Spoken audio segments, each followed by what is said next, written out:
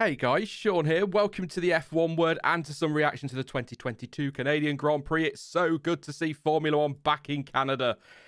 Have I mentioned I love this track more than a few times on this channel? Absolutely love the Circuit Gilles Villeneuve. And actually, do you know what?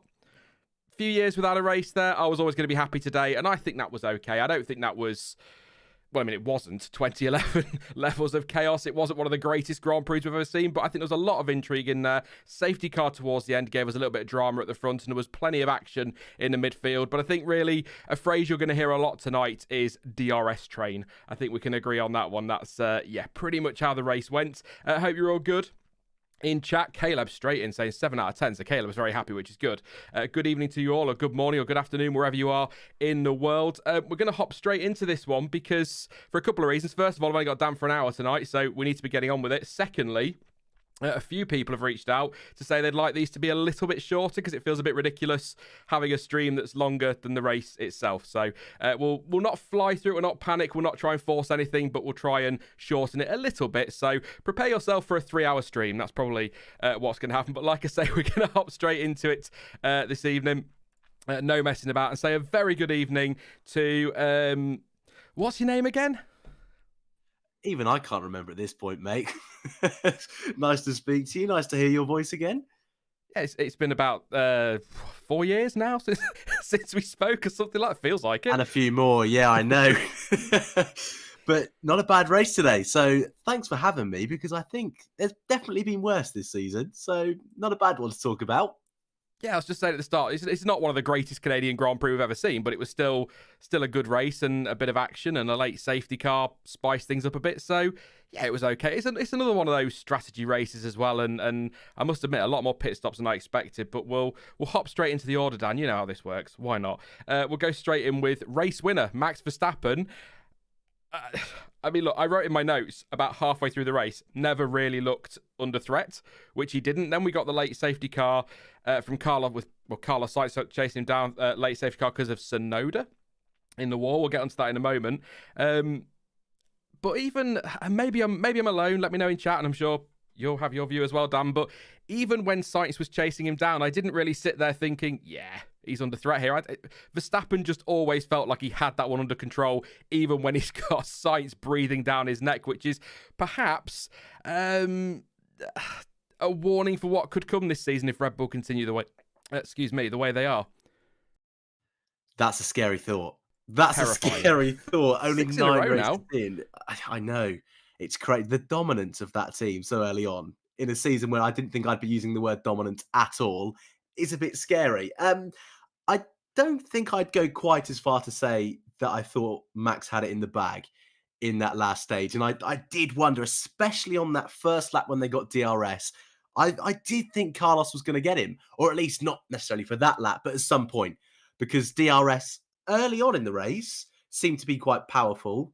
So much so that Brundle said that we've got to look at some of these DRS zones to be maybe a bit shorter. That never said that before, has he? Yeah, that didn't turn out too well after a few laps later. But yeah, I thought Sainz was going to have him, and I thought having that slightly fresher rubber, plus being in the DRS train, even for 5 or 6 laps, I thought surely on one of these laps, Max will make some sort of mistake. Not necessarily a lockup, not necessarily going wide or anything like that, but a tiny little moment where maybe he goes slightly too deep or breaks slightly early. But he was magic. He made no mistakes whatsoever. And that hairpin in particular, he got such a good exit every single time. And I know that Red Bull is set up slightly better to deal with that compared to the Ferrari, but any sort of mistake, and I do think Carlos would have got him today, and he didn't.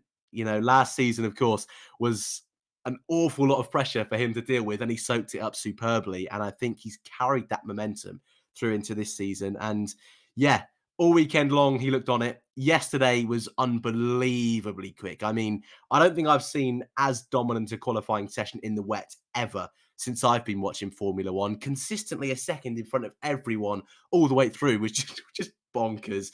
And today, carried that through into the race. Strategy early on went different to Sainz, and I think that was that real point of intrigue, wasn't it, in the early stages? But really controlled it at the end, and you can see why he's a world champion and why he's leading as much as he is at this point of the season, because that consistency is there. And goodness me, he's just not making any mistakes.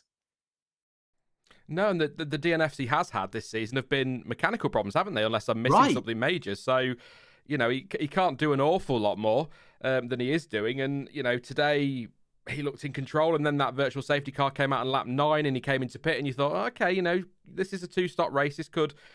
This could spice things up. He quickly got back past Alonso, then pitted again for a second time on lap 43. A moment where a few fans probably drew breath as he left the pit lane, and Lewis Hamilton stayed ahead of him. He came out just behind him, but he soon dispatched the Mercedes down the back straight. So, I get what people will be saying about how exciting it was to see Sainz chasing him down, but I just never really felt like that win was going to get away from him today. And,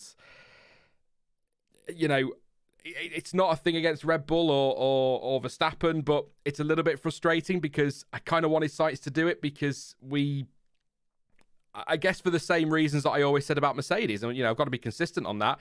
I don't want one team pissing off, quite frankly, with this World Championship. And at the moment, Red Bull are doing, apart from the reliability side, pretty much everything else right. And Ferrari are doing as much as possible wrong rather than getting anything right. I mean, we'll talk about sites in a minute, but why not the mediums? I think somebody said it in chat. Craftman was saying, why not go for mediums with sites at that stage of the race? Obviously they're graining quite early on, so maybe that was a concern, but your fuel loads come down, tracks rubbering in a bit, so I don't know. It's a bit of a weird one from Ferrari, but yeah, just untouchable today from Max. And, we've seen a swing in the championship already. A massive swing. Leclerc looked really comfortable. It all fell apart and it's come back to Verstappen and Red Bull. But I am starting to look at it. Keeps popping up every now and again on the screen at the sort of 2022 winners list that I've got going. And there's a lot of blue on there. And I'm just starting to wonder if we are heading into another period of Red Bull dominance this season. We haven't seen it really since 2013, I would say. Because, I will always argue that 2012 they didn't dominate and 2010 they didn't dominate. So it's been a long time, but I feel like we're sort of heading down that route. Long way to go. I'm not writing this championship off yet because it could easily swing. But Red Bull, obvious statement because they're leading the championship, but it's kind of theirs to lose now, isn't it? And Verstappen's to lose. It's Ferrari have got to go for this now. And I know it's only race 9. We're coming up to the halfway point, but these things can get away from teams very quickly if they're not careful. Definitely, and this isn't the first time we've seen Ferrari early doors in a World Championship fight and just make a few little mistakes here and there. And you can see already 9 races in how quickly those mistakes build up, because you're right, that's a lot of blue on that chart there. Only 2 Ferrari wins kind of seems wrong. It's you kind Doesn't of think, feel well, like more? surely It feels like they've won more than 2. Right, exactly. It feels like they've got at least 4 this season. Especially, it doesn't feel like their last win was Australia. That was ages ago. It definitely feels like they've had more. But I think because they've been in the fight for the win so often, and of course they've got more poles than Red Bull this season as well, I think it feels like they've been far more consistently winning races than they have. And I think it's that execution on a Sunday, which when Vettel was fighting for those championships with Hamilton just wasn't quite there. And it kind of seems again that that's going to be their Achilles heel. The only thing I will say, and again, this doesn't follow the trend of history with Ferrari, but I'm hoping they're getting their bad luck out of the way now, because you'd like to think a team with their history and know how to win championships, this wouldn't be a full season thing. But then it is Ferrari, so never say never with them. But so far, it's been poor Sundays that really are letting them down. Yeah, Dell saying in chat, theirs to lose. It's a two DNF gap. But yeah, it is absolutely. But do we see Red Bull DNFing at this rate? Verstappen could DNF in Britain, but that doesn't mean that Ferrari are going to take the win. They might DNF themselves with the reliability problems they've seen, or Leclerc might make a mistake, or Sainz might not turn up. They're not Red Bull. The point is, Red Bull are more consistent when they're finishing. They are wins and second places, whereas Ferrari are all over the place. So they're going to need to do more than just finishing. I mean, Leclerc, great recovery today to P5, but they're going to have to do more than that going forward. And mistakes like Imola can't continue. Good evening to Charles Edward Cheese, by the way.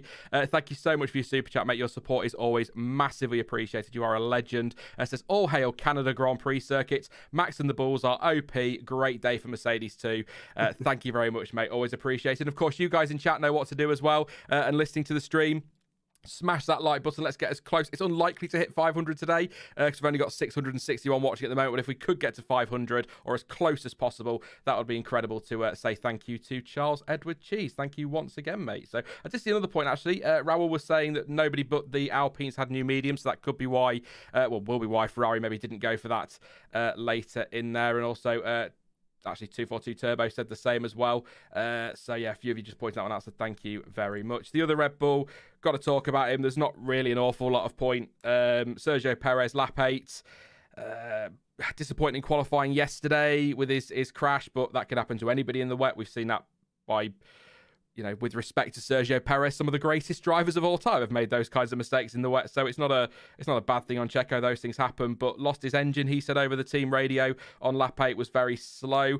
Christian Horner said that he thinks it was a gearbox issue and the car lost drive as a result. So they'll investigate that a little bit more. But game over for Checo in the race pretty early on. So we'll never really know where he'll come back to. But I can't help but feel, and this is all if, buts and maybes, and I know that, but I can't help but feel if Charles Leclerc can go from 19th to 5th, Sergio Perez can go from 13th, was it, to 3rd, maybe even 2nd in the race. Who knows? So potential podium there for Checo, but unfortunately reliability not going his way, and a bit of a kick in the nuts for him, bless him, after a really good run of form. But not his fault, this one at all, of course.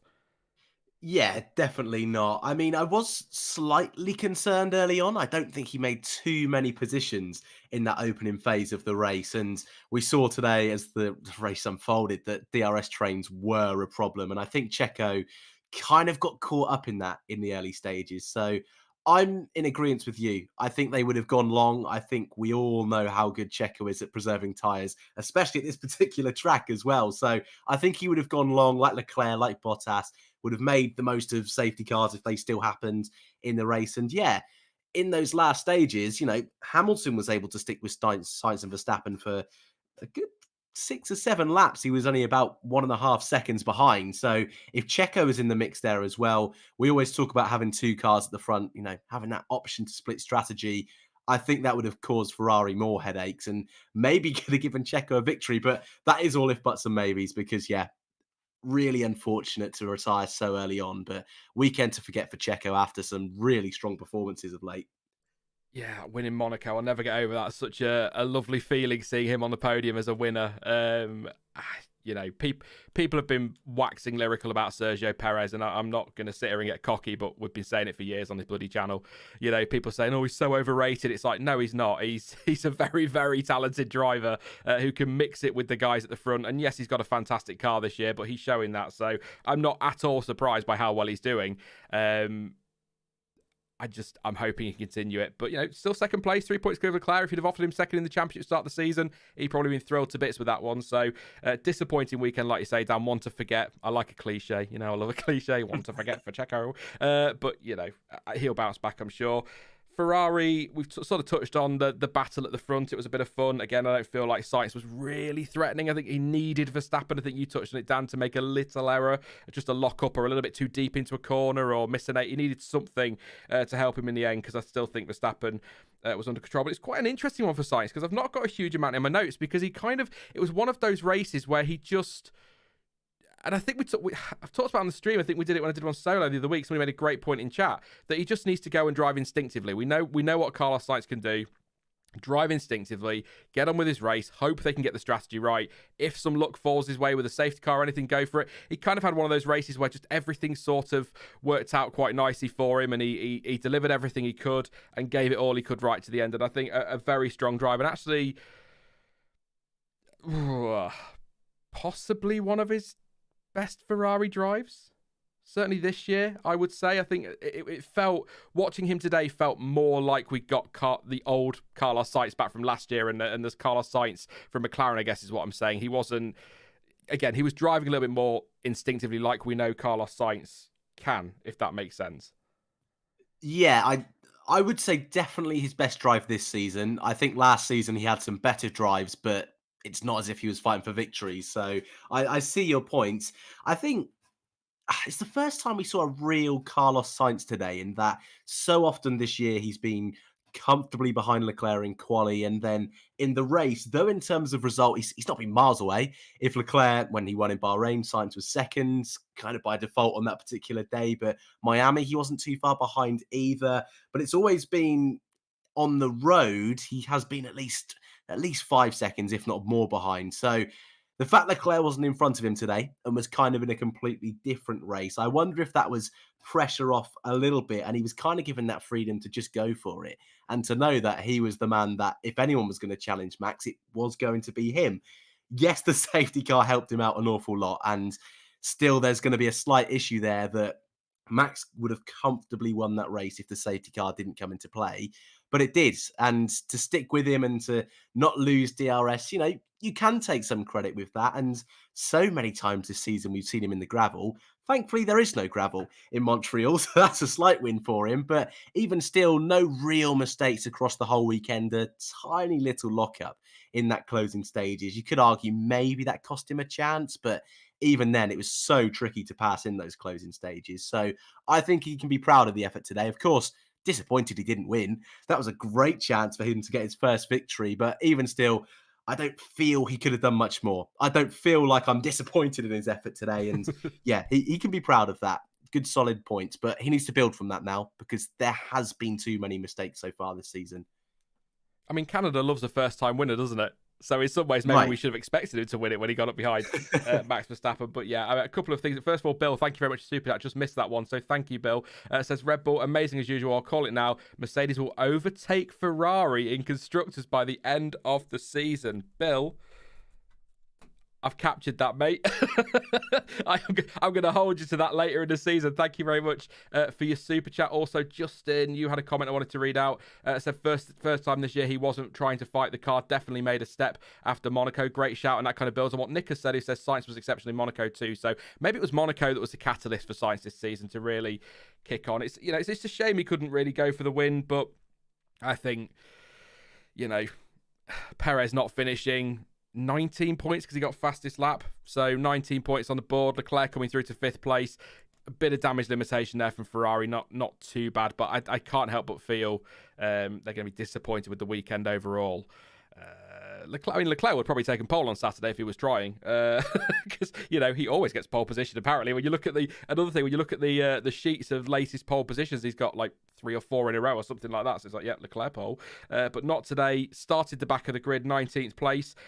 I think it's fair to say an eventful race to the point where I've got 2 sections for Leclerc in my notes, which is very rare for me. So kind of early on, you touched on it earlier, Dan, appeared to, with Perez, but certainly with Leclerc struggling to kind of come through the field a little bit early on and got stuck in one of many DRS trains we saw today. Got up to P14, I think, by lap 8. Did make a lovely move around the outside of who was it? Around the outside of somebody on turn 13, 14 on lap 21. Really struggled though. One of the big things in the early phase of the race, or in his first stint really, and it was most notable when he was following Ocon, he just didn't have the drive off that hairpin to get the run he needed down the straight, and he said over radio that he was struggling for grip, and obviously those tyres have gone a long way, so probably no great surprise there, but that really cost him today. And you look at that late safety car, and I know again ifs and buts, but you look at that safety car, had he been able to clear Ocon, maybe would he have been ahead of the 2 Mercedes today and salvaged a podium? We'll never know, of course, or speculation. As usual, we had another Ferrari message, Plan D. So I don't know if they stopped at Plan D or whether we did get to a Plan X or something like that this weekend. They do like to, but he pitted on lap 41. And I was quite impressed by how well he'd run those tyres. And he wasn't the only one. We'll talk about Aston Martin pulling your favourite strategy a little bit later, Dan. But, I think that was a good call for Ferrari ultimately. But it was a slow stop as well, which cost him. And he fell into the DRS train behind... God knows, it was Lance Stroll and all that lot, wasn't it? He got caught up behind the DRS train, but he actually cleared that quite quickly, which was important as it turned out. So I actually think 5th place today from Charles Leclerc, I think he won driver of the day as well.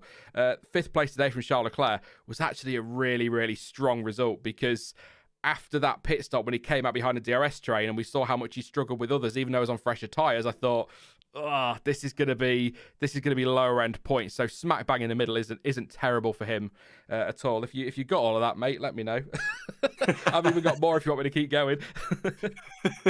Yeah, I can't disagree. Really, a solid day's work, I think, is the best way of putting it, because I think if you offer him P5 at the start of the day, if you offer him a position in front of Perez, I think he takes that.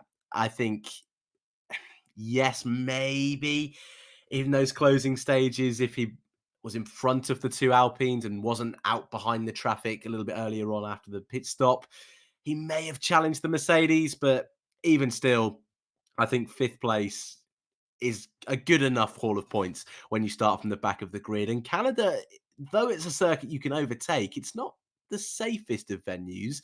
Very easy, especially in that final chicane, to get caught up with another driver, turn one. We've seen it plenty of times as well. So keeping his nose clean was a priority today. He did that. So I don't want to echo all of what you've just said, but yeah, good work from Leclerc today. And driver of the day, I think, was deserved after some of those moves. I feel it was Bottas that overtake he made, but plenty of them. So yeah, fair play to him.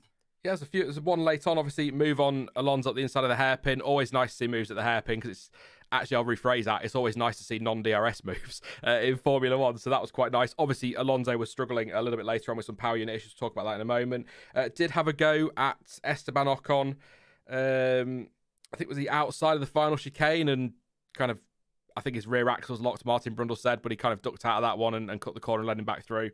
It was a brave, ballsy move to try that around the outside of Ocon. We know how he likes to defend, and eventually got past him again at the hairpin. So a nice recovery, I think, in the end for Charles Leclerc. Well, we saw a fair bit of it, which was nice, but I think because we were focusing on so many DRS trains, that's ultimately why we saw so much in the midfield. But yeah, I think it's difficult, isn't it? Because you'll look at that and say, that's a really strong result today to get back to fifth place, but ultimately his championship rival has won. It's another 15 points dropped. The gap is growing. And, you know, again, as people say in chat and have already said, it could easily swing again, as all it's going to take is some big mistakes from Red Bull, but we also need Ferrari to be absolutely clinical. We've got 4 races in July, you know, so if they can come out of July with couple of wins, beat Red Bull in some races where they don't pick up the wins as well. Maybe if we get a bit of chaos somewhere, I don't know. But they really need to go on their own run of victories and strong results now. Otherwise, again, this could easily start to get away from them. But then again, to kind of play devil's advocate, I guess, and look at the other side of it, we're quite packed in the second half of the season as well, aren't we? So a lot of races come thick and fast. So I guess it could go either way. Bit concerning, though, just very quickly before we move on, Dan, a little bit concerning that they are already on to penalties. I know there are other teams that are either there or almost there, but for a championship challenger to be on penalties after race 9, it feels a little bit too soon for that. It does. Yeah, definitely this early on, and the fact in Canada they've had to start from the back of the grid. But Red Bull can't be far off, no? With Max having 2 mechanical failures that have been DNFs, now Perez true, as yeah. well. So, I don't know. I feel for all of them that's a worry. But I would say for Ferrari as well. I mean, we've seen slightly differently, but Aston Martin go from one of the worst teams on the grid to this weekend looking like they were going to be solid in that midfield. Mercedes have caught up quick. So I still feel with this new regulation of cars, one update could be a real game changer at the front of the field. So Ferrari definitely aren't out of it yet. But yeah, I think Red Bull can't be far off penalties. I need to unmute my mic. I'm talking away. Guardian the Blind just pointing out, actually, that none of Max's failures were engine, so he's fine for now. So I'll have a look into that, actually. But, yeah, you know, Checo problems this weekend, but that's gearbox, I think he had. So we'll look into it properly before the next race. John T. Evening, mate, says nothing but double and triple headers left now. Lovely. No, I keep them coming. Keep them coming. This season's been a lot of fun. I've really enjoyed this one. So, yeah, but we'll see what happens with the championship. Long way to go. Never know what's going to happen. It's Formula One, and you know, again, let's not get too much into last year. But a lot of people thought with 5 races to go last year, Hamilton had no chance, and yeah.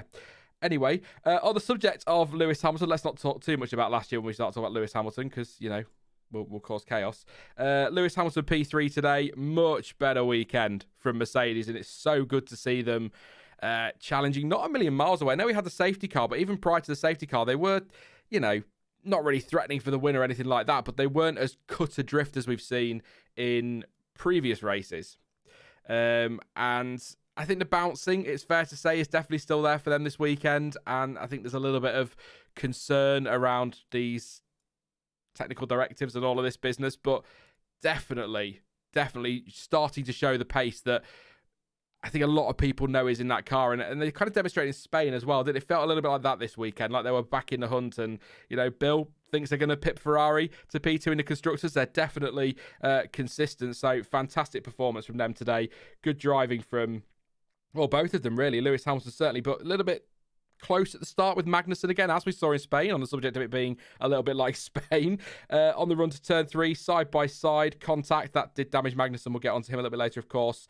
Also pitted under the virtual safety car on lap 9. And a really nice move as well on Esteban Ocon in lap 1 into turn 1. Or lap 12, into turn 1. So, kept busy. But I do feel like today Mercedes were sort of on their own a little bit, weren't they? In a lot of ways, they weren't really threatening for the win, weren't really overly threatened from behind. They were involved in action. I'm not saying that they did nothing all race, but I just mean they always looked like they were going to be sort of just behind those top two. And I think that's where they are this season. I think I said last week, they are very much the third fastest out there, and I think that's probably what they'll do for most of the season, unless they can, as again Bill has predicted, pip Ferrari to seconds. It's a bold prediction. Bold is an understatement, I think, Bill. But yeah, I think bang on. They were the third quickest team this weekend, and that consistency from a team point of view is really coming in handy, because I feel Alpine had the pace this weekend to be just on the heels of Mercedes. But as we'll talk about in a moment, I don't think they played Alonso's strategy to the real strength that they had at the start of the race. And Ocon, I don't think from his starting position would have really been able to challenge the two Mercs, but much, much better from Lewis this weekend. I know safety car actually went his way for once, which was quite nice for him. And I think being able to have that clear air for most of the race and to not run into any issues and get a little bit hot-headed like he did in Spain at the start of the race, none of that this time out, was nice to see. And I think from Friday, where it looked all doom and gloom once again, the turnaround they've had has been quite impressive. Slightly alarmed that, they had to have a turnaround. I think that's an issue that they're still not quite on top of the car on a Friday. That needs to be ironed out, because you don't want to start off the weekend on the back foot. But overall, they've managed to turn it around. They've managed to sort it out for a Sunday. And for once, both cars coming home with really solid points. And in the constructors, they're miles clear now of the rest of that midfield. And I think you're right. In terms of pure pace, I think they're slowly settling into that clear third best team. And if Bill is right, and if they do continue the trajectory they've had from those early races, it's not a ridiculous shout to say they won't be in touching distance of those top two teams come the end of the season. But progress has been made, and I think from Spain and now this race, Porpoising, I think, will still be there, but their main issue seems to have gone. I can't imagine Silverstone will be a track that massively has that, but Baku was a nightmare. So I think give it a few more races before we have final judgment on Merck. But yeah, definitely a much better this weekend this time out. Yeah, and bearing in mind as well that whilst they were third and fourth today, you put Leclerc and Perez back in there, they're fifth and sixth. But my point was that that's exactly where you'd expect them to be based on their pace. So, I just think it's nice to see Hamilton get a good result after the struggles he's had lately. Russell has been on top of that car so well this season. So I think it was an important weekend for Hamilton. George Russell fourth, because, it's what he does. Top 5. It's all he does. He doesn't do anything else, does George. Nice move on the inside at the hairpin of Mick Schumacher on lap 1 and on Magnussen on lap 5. Pitted on the virtual safety car lap 19. There was a little bit of chat about strategies. It wasn't, there's not a lot in my notes is what I'm kind of getting at here, but it wasn't that they didn't do anything. It's that they were very much really on their own in terms of pace and where you'd expect them to be. So, and they had to just deliver that this weekend. A nice result for them, as we've already said. And George is wowing me this season. He just is. I'll be the first to hold my hands up and admit that I completely underestimated him coming into this season. And I'd argue that most people did. I think a lot of people thought, Lewis Hamilton's team, 7-time world champion, Russell coming in as the new guy. He's going to take a little bit of time to get his feet under the table, and he's walked in and he's well, he's nicked the table, hasn't he? He's run off with it. So I think great performances from George this season, and it's just consistent. And Mr. Consistency is the tagline they're giving him, and I think that's the only thing you can call him. What else can you say? Some people might say Mr. Lucky, because there always seems to be a safety car to help him out, but you know what I'm going to say, got to be there, take advantage, blah, blah, blah, blah. So, add to that what you will, Dan. I don't really know what to say, unless you're going to tell me I've missed some massive moment in the race. I don't think so. I don't really feel like we saw a lot of George this time out, if I'm honest. I think he did luck into that safety car, the second one, a little bit. But like you always say, if luck falls your way, you got to be there to take advantage of it. So he did exactly that. I would have liked to have seen a fight with Alonso a bit more.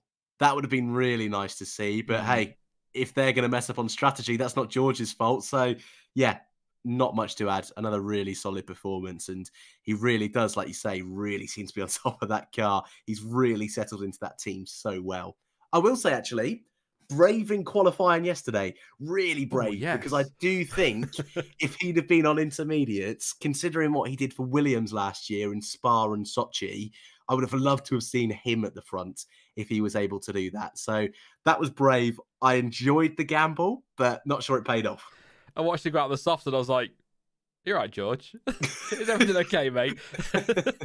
But hey, I'd said that, I said on Twitter that somebody, I can't remember who it was, somebody should have gone for the gamble. I think it was Seb, should have gone for the gamble on the Inters towards the end of Q1, and he didn't. So I'd be a hypocrite if I said he shouldn't have gone for the gamble on the slicks. But I think the track looked a little bit, especially the puddles at turn 1 and 2. I thought, but at least he gave it a go. I think he said after qualifying they were never going to be any higher than sort of 5th or whatever. So they had to try something different. He did, and I think he deserves credit for that one. So, yeah, brave, yes, but George also had a wet weather setup, says Nick. I don't know. Honestly, I didn't look into that one after the race, whether that's true or not. I'm not sure.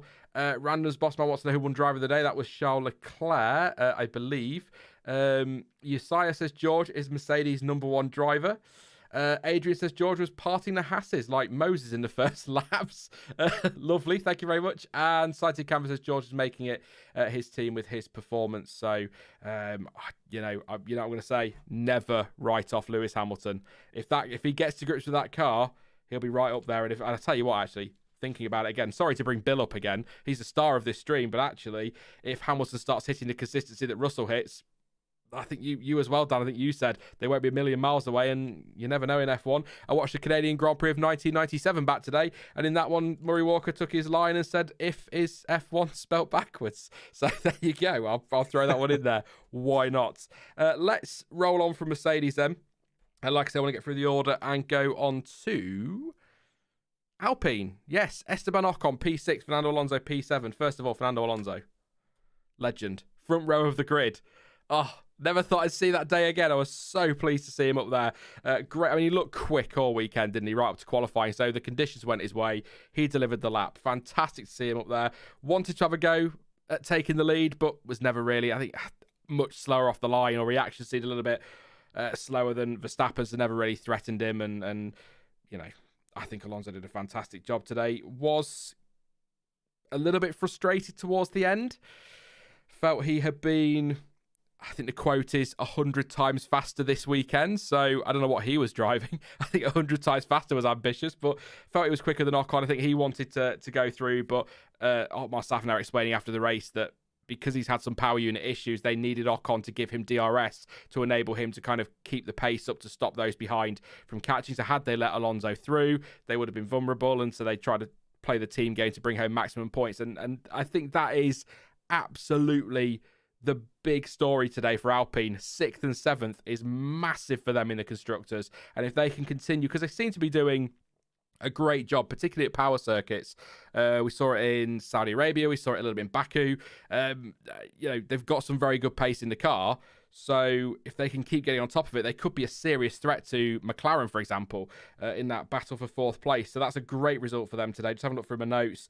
Lovely little team radio message did ask about Lewis Hamilton after the virtual safety car stop, and then said, we know what we have to do now that Hamilton has fallen behind Ocon. Didn't pit under virtual safety car 1 and 2, so went really long and pitted under the safety car on lap 49, and that's when the PU issues kind of came in. So frustrated to end up behind Ocon. And on Ocon, actually, Great defense again, fending off Charles Leclerc. Just seemed to have great traction off that hairpin, as we said, in comparison to the Ferrari. Some good straight line speed as well. He pitted on the safety car too on lap 49. So it wasn't a quiet race for Alpine. They were involved in a lot and they were busy. And I think Alonso was ahead of Verstappen at one point through the pit stop. So running in P2, some fantastic driving all weekend from Fernando and both drivers. I think, as frustrated as Fernando is tonight, I think he'll probably wake up in the morning, sit down, look at it and go, do you know what? That's fair enough. We needed to play the team game to get my car home so we could get those points. This is a great team result because it sounds like he's staying next season, which will frustrate a lot of people. But based on this weekend, I'm thrilled he's staying because I'll have some more of that, please, Fernando. Just pretty... Is it too much to say faultless for the weekend for Alpine? I think that's too much to say. Really? Yeah, because Alonso then, maybe not Alpine. Yeah, probably. Yeah, I think both drivers pretty faultless this weekend. I know Ocon didn't start quite as high as Alonso, but I think in terms of race pace, both of them really, really strong. The only thing I can really say about Alpine I wasn't a fan of was the overcut, which I know is my preferred strategy, and I absolutely love it when it's pulled off. But I think it was too big of a risk at the time. I think the first virtual safety car, yeah, I get it. It's quite early on. And if you're stopping at that first virtual safety car, you're fully committing to that two stop. But when the second one comes out, not a bad time to still go for a one stop. I think you got to go for it. And I think at that point, they still would have been in a fight with George Russell. And yeah, hindsight's a lovely thing. And power unit issues probably still would have finished behind George Russell. But I still think if you're given a gift like that early on and you're in the position you are, different when you're a Leclerc or a Bottas starting a bit further back and trying to move forward. But when you start on the front row and you're still in the fight and in the hunt for a podium, if something goes wrong, I think you got to go for it. So yeah, I was slightly disappointed with that, but everything else, you're right, a really, really strong weekend. And they're a team that, for me, are one of the more consistent ones. I know Mercedes have had weekends where they've been the third quickest, sometimes, Saudi, Hamilton out in Q1. So they've been a bit up and down. McLaren seems to be all over the place. Alpha Tauri last weekend were fighting for top tier points, and this weekend, absolutely nowhere. Alpine, though, seem to be in that steady fourth place most weekends. And I think if they can build from that, they can really secure that fourth place in the constructors. And though Alonso's had some big moments this season, of course, P2 yesterday in quali and also Australia, who knows what would have happened if he didn't have that issue at the end of the lap. But on the other side of the garage, Ocon, I think, has been so consistent this year, scoring points, I think, in all races but two. Yes, it's not been quite big, flashy points like Alonso's been able to achieve in those big storylines. But for someone who had a strange up and down season last year, I think he's really kicked on this year and is going under the radar as one of the more consistent. And Alpine as a unit, like you say, have had a strong start to the year. And if they can build from that, it'll be a strong end to the season too. All right, I'll accept maybe faultless was a bit ambitious. Not far off. I'm gonna be argumentative with everybody. I don't agree that if they pit under the virtual safety car, they're any better off. They'd gone into that race committed to the one stopper, and you look at where they were prior to that final safety car. Mercedes were solidly there, 6th and 7th, maybe 5th. They could maybe have got 5th and 6th, but 6th and 7th was probably just about as good as they could do today. And in fact, before the race started, that's kind of where they were targeting, that sort of just after 5th place point, sort of 5th, 6th, 7th place. So that's what they went into the race targeting. They committed to the one stopper with Alonso, and it worked today, but power unit issues hampered him. You know, could he have fended off Charles Leclerc or whoever a little bit more had he not had the power unit issues? Had they not had to play the team game, where would Ocon have been? Could he have been quicker and more of a... I mean, he tried hard to battle with Leclerc, but... You know, I just don't think they'd have been much better, if anything, better than 6th or 7th. So I don't really think it's all right sitting and saying, yeah, go for the virtual safety car. But if they pit 3 times, I mean, Bottas was, where was Bottas? About less than a second behind Alonso by the look of it over the line, because they've not updated the thing. And Zhou was only a second further back. So suddenly that starts to look a bit dodgy if you start to throw a couple of extra pit stops in there. So I think that if you're going to commit to the one stopper, you commit to it, and they did that, and I think that worked. Faultless, maybe not, but I do think that, you know, multiple stops under safety cars works if you are a Max Verstappen, Lewis Hamilton, just a Ferrari, a Red Bull, a Mercedes, a super quick car that can come back through the pack. But you're Alonso and Ocon and Alpine, and you're probably where you would have been anyway. So I don't know. I guess the counter argument to that is, if they were going to end up 6th and 7th, then why not at least gamble? And I think that's kind of the point you were making there, Dan, is, at least give it a go. If you're going to be 6th and 7th, then you've got nothing to lose in some way. So just have a go. But I'm just not sure it would have made much of a difference to their race. But ultimately, we'll never bloody know, will we? it's the answer to that one. We're never going to know. So, but yeah, I think they did a cracking job today, Alpine. But maybe there was more there. I think people are a little bit disappointed because Alonso started 2nd and finished 7th and think that's terrible, but that's kind of where they would have been anyway. So it moves him into top 10 in the championship. But actually, looking at the table there, 16 points behind his teammate. If you want to do maths for the insane, it's actually 17 points if you want to do proper maths. 17 points behind his teammate. So I think you're right on Ocon, Mr. Consistent. Who was next in the order? Alfa Romeo, another team with a fantastic result. And I'm going to say, I'll talk about Bottas in a second, but Zhou Guanyu, I am so happy that he's got those points today because he had such a good performance in Baku, but then he had had reliability problems. And we've seen so many times this season that he's been performing, or he's sort of had good races, been strong, not been a million miles away from his teammate who's performing extremely well this year, or has been for the most part. And then he has a mechanical problem that kind of destroys his day. And I felt so sorry for him. So it's so great to see him be able to drive well today, perform on a level with his teammate perhaps as well, you could perhaps argue, and be able to get the car to the end and take the points. A nice move on Mick Schumacher at turn 9, but that kind of was a nothing move as it turned out because Schumacher had a problem and had to pull off anyway. Struggled to get past Stroll and co in the DRS train, which is frustrating. Didn't seem to have the straight line speed, which was annoying. Nice move on the outside. Sebastian Vettel on lap 57, I've written down there. So, I think Zhou's been really good today, and Bottas as well. A bit of a sloppy moment for him. Hit the bollard at the runoff area on the last chicane, which did throw the bollard into the middle of the track, and I wondered if they might throw a VSC, but they didn't in the end, so that was fine. Got the black and white flag for that one for not following race director's event notes. I tell you what, another race director, not saying that it would have been whoever we've seen in the past, that kind of thing is like slam dunk, you're getting a penalty, but maybe they felt today because he hit the bollard rather than didn't stay to the right of it, they let him off a little bit. But I've seen penalties given before for things on the line like that, so perhaps lucky with that one. But yeah, and what did I get there? There's something there. Finally overtook Albon on lap 17, but they were kind of in and around the DRS train, weren't they, today? But I think, as good as Bottas has been, and I've praised him loads, I'm not going to today.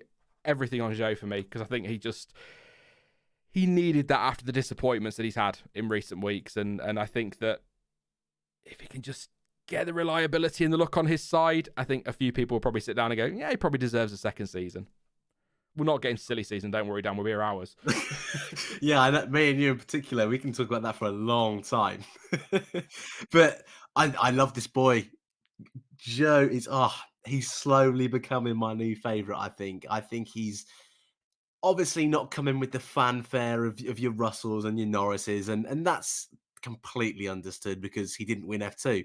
And even in his last season, though he came close, it wasn't quite what he was hoping for. So I get it. He came with the tag of being a pay driver, but I think is so far having a solid little season, and reliability has killed him so far this year. I think it's 3, if not 4 mechanical failures. I think it's 3 so far this year, which isn't good enough at this point of the season. Either way, what a return for form this time out. That appearance in Q3, that on its own, I think would have been enough to warrant a strong weekend, but race pace was really on it. Even in the early stages, was high into the points, fighting with Schumacher before his issue. And you're right, I'm not too sure whether that was a nuts move or if that was Schumacher having issues. I thought it was pretty great. So we'll say it was pure Zhou genius down the inside of that corner. Nice. I absolutely loved it. And I think was on top of Bottas all weekend, but Bottas did go for the audacious overcut, and it did work really, really well when that safety car came out. So Alfa doing the right thing, splitting the strategies. Zhou, I think it cost him being stuck behind Stroll, and There was that moment of frustration that he couldn't get past him. They didn't quite have that top speed, and he did have a little bit of a lock-up at the hairpin. Mm. But apart from that, he is a rookie. He is only 9 races into his career. To do what he did yesterday in the wet for the first time was very, very impressive. So I think that was his best race weekend of the season so far. I know he got points in Melbourne, and I know he came close in Saudi, and also I said Melbourne, didn't I? Bahrain, he got his points, didn't he? He did, first race. Melbourne and Saudi, he came very, very close. But yeah, I think that's his comfortably best race of the season so far. And to be 9 races in and to build like he has and to be almost on pace with Bottas at a consistent point now, I think is really, really impressive. I agree. Thank you for the super chats, by the way. I'm not ignoring them. I guess I am ignoring them, but not deliberately. Just got 2 involved in the chat there. Thank you to Ruby. Good evening. Says, well done, Lewis. Most people aren't taking into account that Lewis always has sensors on his car, and experiments are usually on his car. Stop this agenda. Thank you very much for your super chat. I don't know, just changing my name. Says, thanks for the stream, you guys. Always appreciate it. If you could see 2 drivers from any era in identical cars go head-to-head in one quali lap, who would you pick? I'd quite like to see Senna go head-to-head with Schumacher, actually. I'd quite like that one. So thank you very much. And DTR DEC, thank you as well for yours. Says, good race. Thanks for the content. No problem. Thank you very much for your super chat. Don't forget as well, we've got 1,100 watching now, so let's try and get those likes to 500 for Charles Edward Cheese, or as the chat call him, the Cheese Man. Always appreciated. We're at 264, so let's get them likes a little bit higher for him. So thank you very much. And don't forget to subscribe as well if you are new. Lots of content coming up. Certainly in July, 4 races. Woohoo! And by the way, if anybody was interested in NordVPN, fancy the VPN, link in the top line of the description. You might need to refresh your stream because I forgot to put it in. Link in the first line of the description. Check that one out. You get 60-something% off your plan. You get an additional month for free as well, and you get some free threat protection. And it does also help support the channel. So if you are looking for a VPN and want to give one a go, then head on down there to the NordVPN link, and it's, my favourite rhyme at the moment is it's completely risk-free with their 30-day money-back guarantee. That's my advert done. Look at that. I'm so good. I'm so good at this. So definitely give it a go. It supports the channel if you are looking for a VPN. I'm using one now. Have you got a VPN, Dan? Serious question, very quickly. No, I don't, but I might consider one. I think you should. That was not pre-planned, people. That was generally not pre-planned. Hey, Dan, how's your experience with Nord? Non-existent. No, I'm quite enjoying using it, actually. I've never used one before. I was quite skeptical, so I thought, screw it, let's go for it. And yeah, I'm going to stay with it forever, I think, now. Anyway, where did we get to? Yes, so Aston Martin. I kind of feel like I wanted you to take this one, Dan, because they did your favourite thing. I'll read my notes quickly. Early stop for Sebastian Vettel, which surprised me. I think it was about lap 5. Went onto the hard tyre, so really early stop for him. The only notes I've got for Vettel, really, quietly going about his business, took advantage of VSCs, etc. I did a good job on strategy, but ultimately only 12th place, which feels a little bit disappointing, whereas Lance Stroll, and I think actually Vettel, to be honest, qualifying yesterday, I thought he was on for a great result. He was looking so strong, and the pace wasn't there in qualifying for some reason, and kind of gutted for him a little bit because I thought he was going to get a great result. Lance Stroll, here it is, ran really long on the hard tyres. I think he pitted under the safety car, didn't he, in the end? So went all the way pretty much on the hard tyres up to that. But he was Jarno Trulli today. He was head of the DRS train with Joe Tsunoda and Ricciardo pretty much behind him for a massive chunk of the race, really, wasn't it? A massive chunk of the race. Had Leclerc there for a little while. So, yeah, 10th place, a point on the board. I think he was under investigation, but I've not seen if there's any penalty there or anything, so hopefully nothing for him. So a pretty decent result, actually, for Lance Stroll on home soil. He doesn't tend to go too well in Canada, so I'm pretty chuffed for him. But, could you argue that in the midfield he kept the race a little bit interesting with that train? Oh. Should we be praising him for that? Thanks, Lance. Is interesting the right word when they couldn't overtake him? It's not really interesting. All I would say. It's close. They were following each other. Woohoo! Yeah, that is true. And, arguably there could have been 2-second gaps between all of them if he wasn't there. So we'll take what we had. But you're right. I am a sucker for the overcut. I absolutely love it. And I think it's one of those strategies where if you're starting where Stroll and Seb did, you kind of got to go for it, because if you do get safety cars late on, it's always going to play into your hands. If you're at circuits where overtaking's slightly harder to achieve, then it always works super well. I'm kind of surprised more people didn't do it in Monaco, but that's 2 weekends ago news now. We don't need to talk about that. But he did a great job of holding up those cars. I know that Aston had a little bit better straight line speed than the Alfa Romeo, which definitely helped him out in that mid phase of the race. But the fact he kept it out of the walls this weekend was a big thing for him.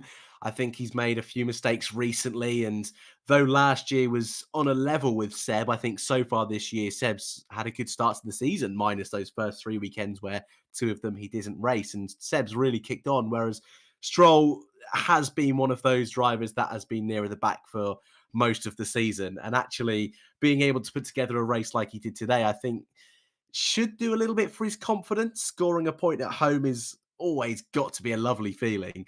So, yeah, not really any complaints for that side of the garage. And Seb, you're right. It feels like one of those weekends that just could have been a little bit like Australia for Alonso, where you feel like through practice that Seb was building a bit of momentum. He's been on it the last few weekends in terms of pure race pace. But quali, really disappointing to be out in Q1. And in the race today, I feel like he had a slow pit stop, but I might be getting confused with the 2 McLarens there because I know they definitely did. But I feel there were several bad pit stops today. Either way, I think Aston, from where they qualified to come away with a point on a day where Haas didn't, and so Haas dropped down underneath Aston Martin now, that's big for them. And again, like I mentioned earlier, Aston are a team that were awful in those first few races, that in Saudi were terrible and were even behind Williams. So to be where they are now, where a point is kind of disappointing, is a big turnaround for them. And yeah, a beautiful overcut. I am never going to complain. Yeah. I was looking at the chat. I was listening to you. I was looking at the chat. Guardian saying it's not a good job on strategy. Vettel had the worst strategy. Stopped twice under both VSCs. Didn't get the free pit stop under the safety car.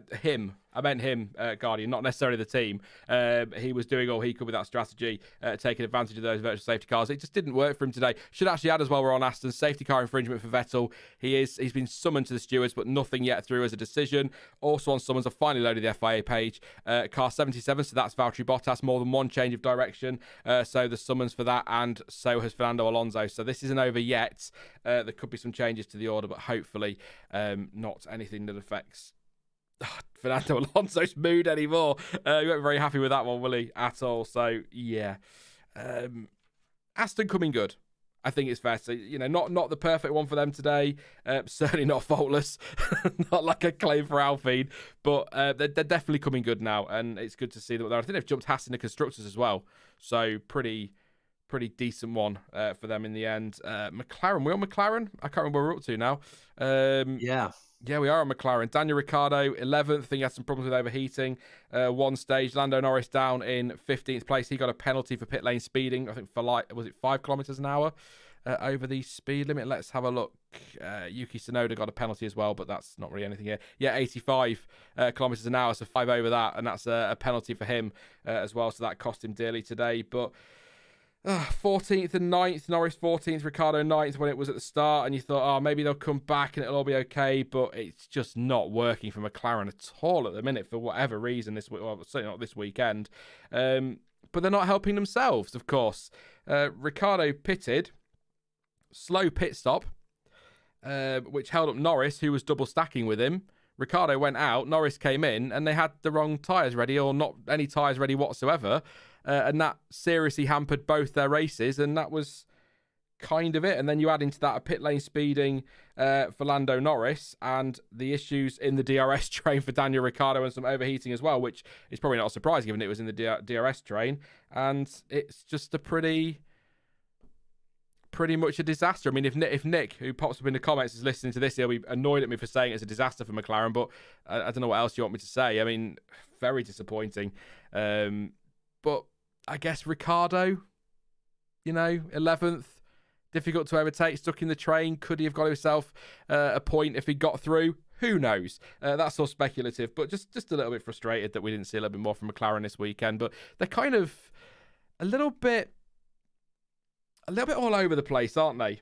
A bit like my content. they're a little bit all over the place. Some weeks they have a really good weekend and you think, oh, they're back. And then other weekends they're not quite so strong, but they are still fourth in the Constructors just. So, you know, they just need to find a bit of consistency. Just looking for their results now on the wiki page. I mean, they're scoring points fairly regularly. You know, there's only 3 races they haven't scored in. So points in Saudi Arabia, double points in Australia, podium in Imola, points in Spain and Monaco, double points in Baku. It's just, they just feel a little bit up and down, don't they? And we want to see them do well. Yeah, and I don't want to go all the way back to testing, but I think they were a team that had so much promise coming into this season, and it just, for whatever reason, just hasn't come to fruition. And you're right, they're just up and down every single weekend. Yes, in Bahrain, they looked awful, and it was a real worry that it could be a season where they get very little points. They've turned that around, and they're an outfit that, like you say, have regularly scored points this season, but they're just not on top of that car.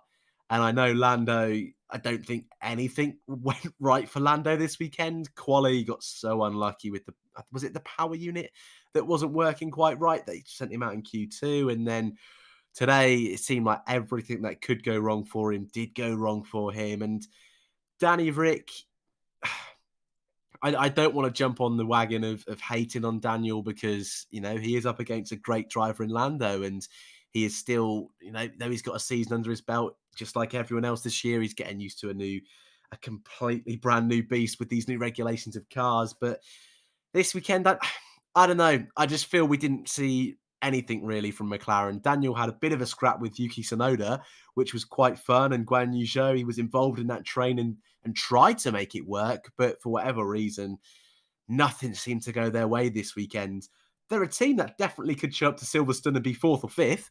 That's definitely the kind of team they've been this season, and they'll really hope for that. And like you mentioned as well, the fact they're still so high up in the Constructors is thanks to Norris's consistency early on. But yeah, I can't add much more because they are so over the place. Their main priority is just to get on top of that, is to try and build some of that consistency that it seems like Merck and Alpine kind of have found now. Sebastian Vettel, no further action on his alleged breach, which was a failure to keep within 10 car lengths. However, Fernando Alonso, more than one change of positions or one change of direction to defend position, 5-second time penalty and 1 penalty point. Between turns 10 and 12 on the penultimate lap of the race, car 14 made repeated changes of direction to defend against car 77, which is why Bottas was an investigation part of that, who had to lift at one point and briefly lost momentum, whilst noting the driver's point that at no stage was any part of the car alongside. The stewards consider this to be a clear breach of the above regulation. The stewards therefore imposed a 5-second time penalty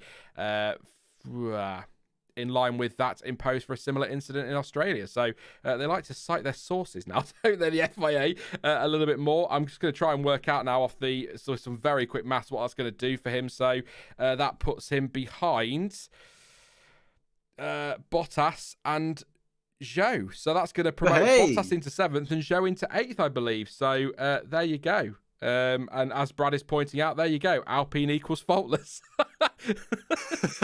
Thanks, Brad. Good job, Brad. I was going to go throw myself out a window. I'm just going to shut up. I was obviously watching the race completely differently to other people. I go, oh, I'm doing a really good job. And everyone else like, this is crap. They're terrible. What a shocker. Let's roll on, though. So, yeah, confirmation. Alonso. 5-second time penalty. We've done McLaren. That doesn't promote Ricciardo at all. No, it doesn't. It's just those two that go off position because Stroll was too far back. Williams, Albon today, P13, sorry. Where was Latifi? Straight to the bottom of the order. 16th place for Latifi. I'll read you what I've got on Latifi. Pitted on lap 9 of the virtual safety car. Second stop, lap 38. Slow stop on his right front. So slow on his right front. So that was about it for Latifi from what I saw. I'm sure someone in chat will tell me I've missed his amazing move. Great defense from Albon, though, versus Bottas. I think it was like 15 and 16. Really good to see that one. Unfortunately for Albon, though, and I feel a little bit unlucky today in some ways, pitted just before the second virtual safety car. And, of course, when everyone else then pits with the virtual safety car, he loses I think it's about 10 seconds, isn't it? It's 8 seconds for a virtual safety car stop or something like that, and then 18 for a normal pit stop. And that kind of compromised him today. So to be 13th, despite that, I think he'll be content, but maybe again another one that might think, on another day, would I have nicked that 10th place? But it doesn't. I feel this will sound terrible. It doesn't say a lot, but he's absolutely destroying Latifi in that team, isn't he? It's not even a competition. It's not even close. But I think Albon today just unlucky with the timing of the safety car. It happens sometimes. We've seen it with Lewis Hamilton with timings of virtual safety cars this year in, was it Saudi? I think he had a little moment there where the safety car didn't come out at the right point, and then another driver like Russell, it works brilliantly the other way. So Albon just caught out today, which is a shame. But I mean, look, I haven't spoken to you much this season, mate. I think we'd be in agreement. Williams are probably slowest at the moment in terms of outright pace. I think Albon's doing a great job in that car, to be fair. Definitely. He's been much, much better than I thought he was going to be. I didn't think he'd be bad, but I didn't think he would be clearly the better of the two drivers at Williams. I think he makes that car, it doesn't seem like it's the worst car on the grid in his hands. I mean, 13th today, like you say, if he didn't have the poor luck with the safety car timing, probably could have nicked a point or two. So he's really putting it in positions where if a few more things go his way or there's a couple of DNFs in front of him, he's scoring points. The same cannot be said from the other side of the garage. And, don't want to spend 2 hours having to go at Nicholas Latifi, but he finished behind Norris in this race. And Norris had a lot of things go wrong in this race. So that is getting to a point now where it's not quite good enough. And I think when you see Albon giving it everything to score points and on occasion getting very, very close, if not scoring points like he did in Melbourne, it's becoming quite alarming now. So, yeah, it's not as bad as it was a few years ago for Williams, and they're definitely in the hunt for points, but it's one of those seasons where it could be a long one if other teams continue to develop like they are. In a word, is this Latifi's last season in F1? No. Oh, there you go. I said in a word, so you're not allowed to elaborate at all. Everyone will be like, what are you on about? Seriously?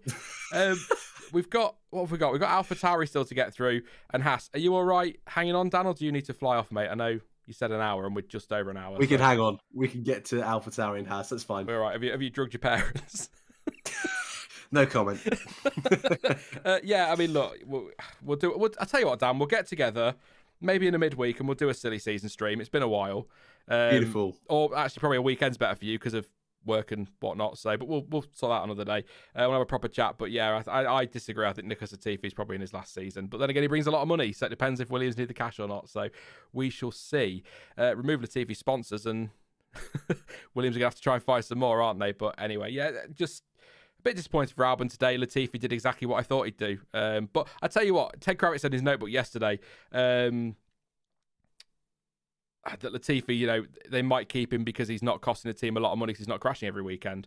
It's not every weekend, but he's had a few crashes. But at least, he's got to the end. He's done everything he could probably do in that Williams, and that's maybe it. I'm trying not to be horrible because I hate saying this, by the way, because it's such a crap thing to say. But he's a really nice guy, but that means sod all, does it? Who cares? It doesn't matter if he's a nice guy,